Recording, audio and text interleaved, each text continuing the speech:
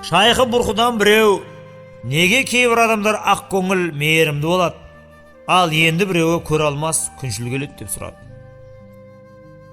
Ол айтты: өмірде адамдардың екі түрін байқадым. Оның бір тобы шыбындарға ұқсайды. Шыбынның іздегені нәжіс. Шыбынды гүлзар баққа жіберсең де, ол соның ішіне нәжіс тауып соған қонады. Сасық иістен ләззат алады. Оның мұрны жұпар иіс сезбейді. Адамдардың екінші бір тобы бал арасы сияқты. Бал арасы кез келген жерден гүл іздейді. Мысалы, мал қораның шетіне бір тал гүл қойып, араны жіберсеңіз, ол міндетті түрде гүлді табады. Ақ жүрек адамдар бал арасы секілді жақсылыққа құмар болады. Олар кез келген ортада Алланың хикметін көріп біле алады.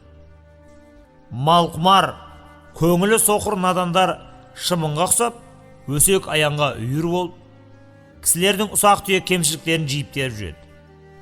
Олар жақсы әңгімеден ләззат ала алмайды деп.